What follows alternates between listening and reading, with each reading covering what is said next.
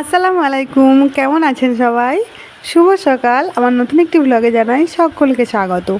তো সকালের ওয়েদারটা আপনাদেরকে দেখাই। দেখুন, দরজা খুলে আপনাদেরকে দেখাই কি সুন্দর ওয়েদার না, একদম বৃষ্টিতে ভেজা। মায়েরা ওখানে বলছে ফোনে যে মায়েরা নাকি গরমে একদম মানে অসহ্য হয়ে যাচ্ছে তারা। সমস্ত সময় গায়ে দিয়ে ঘাম বেরোচ্ছে, কোনো সময় ফ্যানের তলায় ছাড়া বসা যাচ্ছে না। তাহলে কত কষ্ট করে তাদেরকে রান্না বান্না করতে হচ্ছে। আর এদিকে বৃষ্টিতে কি সুন্দর একদম ওয়েদার হয়ে আছে, তাই না? যেমন কারোর পৌষ মাস তো কারোর সর্বনাশ, একটা কথা আছে না? তা আমাদের এখানে ভালোই পৌষ মাস চলছে, আর ওরা গরমে একদম।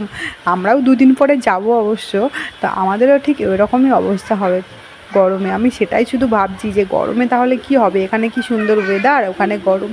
তা গরম হোক বা যাই হোক, গরম হোক, বৃষ্টি হোক, ঝড় হোক, বাড়ি যাওয়ার জন্য তো একটা আলাদা একটা ফিলিংস, মানে আলাদা রকম একটা এক্সাইটমেন্ট ভেতরে কাজ করছে।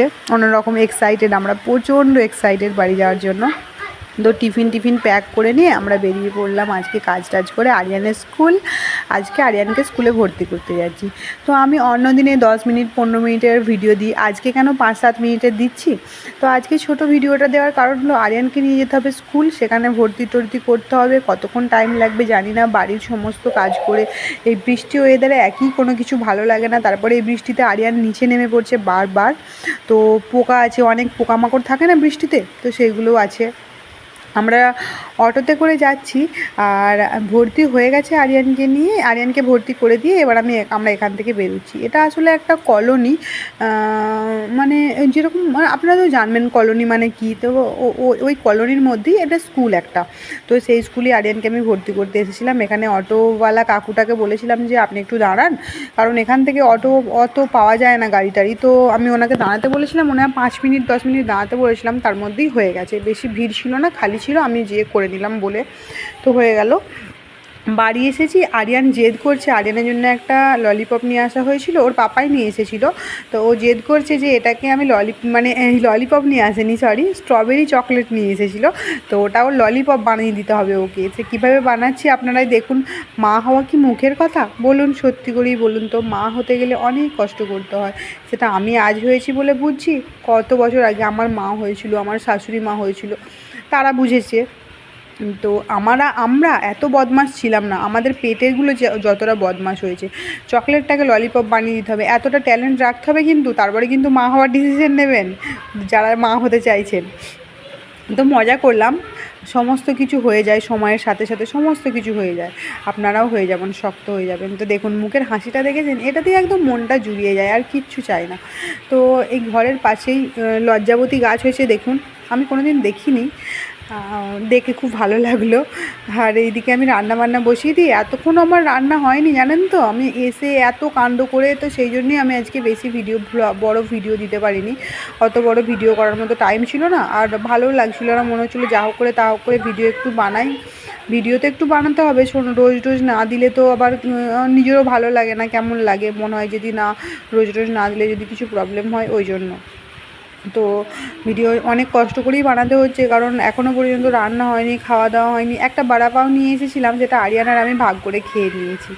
আরিয়ানকে দিলাম, আরিয়ান একটু খেলো, আমি একটু খেলাম।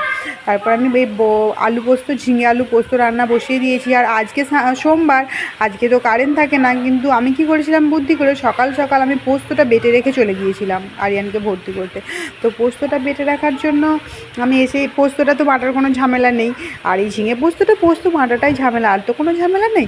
আর উচ্ছে ছিল কটা, সেগুলো কটা পেকে গিয়েছিলো, আর কটা কাঁচা ছিল। তো সেগুলো সবগুলোকে একবারে ভাজা করে নেবো আজকে পেঁয়াজ দিয়ে। এভাবে পেঁয়াজ দিয়ে উচ্ছে ভাজা খেতে খুব ভালো লাগে, একটু বেশি করে পেঁয়াজ দিলে বেশ অন্যরকম একটা গন্ধ, সেন্ট দারুণ লাগে খেতে। আপনারা খেয়ে দেখবেন যদি না খান। আর এই উচ্ছে ভাজাটা হবে, আর এইদিকে ঝিঙে পোস্ত হবে, ডাল হবে, আর একটু বেগুন, মানে বেগুন নয়, আমার শাশুড়ি মায়েরা এই টমেটোটাকে কি বলে, কাঁটা বেগুন বলে না, কিছু একটা বেগুন বলে, কি বলে আমি ঠিক জানি না, কিন্তু বলে একটা বেগুন। তো আমার সেটাই বেরিয়ে যাচ্ছিলো মুখ দিয়ে। তো আজকে টমেটো পোড়াবো অনেকগুলো টমেটো নিয়ে এসেছি, আর আমাদের যাওয়ার ডেট আর 2 দিন পরে। তো আর 2 দিন পরে আমরা বাড়ি যাব। তো এই টমেটো সব কিছু তো নষ্ট হবে, নষ্ট কিছুই হবে না, ঘর মালকিনকে বা পাশের রুমে যে থাকে তাকে দিয়ে যাব, ফেলে তো দেবো না, অত নিয়ে এসেছি অত কষ্ট করে তাদেরকে দিয়ে দেবো। কারণ এই পাশের ঘর মালকিন তো আমাকে অনেক কিছুই দেয়, আর পাশের রুমের মেয়েটাও আমাকে যখন ওর বাবার বাড়ি গিয়েছিলো তখন ও এক্সট্রা সবজি ছিল আমাকে দিয়ে গিয়েছিলো, তো আমার থাকলে আমি ওকে দিয়ে দেবো। আর এইদিকে পোস্ত আমার হয়ে গেছে, পোস্ত রান্না একদম খুব তাড়াতাড়ি হয়ে যায়, খুব ঝিঙে আলু পোস্ত খেতেও ভালো লাগে আর রান্নাও তাড়াতাড়ি হয়ে যায়। কাঁচা লঙ্কা দিয়েছি, তো কাঁচা লঙ্কা বাটাও দিয়েছি, কাঁচা লঙ্কা কেটেও দিয়েছি, শুধুমাত্র অল্প একটুখানি শুকনো লঙ্কা দিয়েছি গুঁড়ো, তো সেই জন্য কালারটা এরকম সাদা সাদা লাগছে।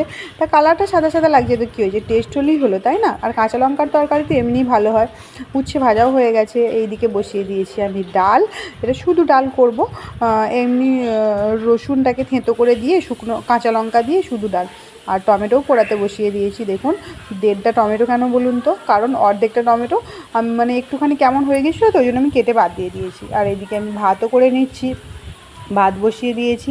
তো আরিয়ানের এই বন্ধুটা দাদা কাম ফ্রেন্ড, তো ওরা খেলা করছে, কারণ এখন তো বৃষ্টি বৃষ্টি ওয়েদার আপনাদেরকে দেখাই, বৃষ্টি ওয়েদার আমি ওকে বাইরে যেতে দিই না বেশি, কারণ বাইরে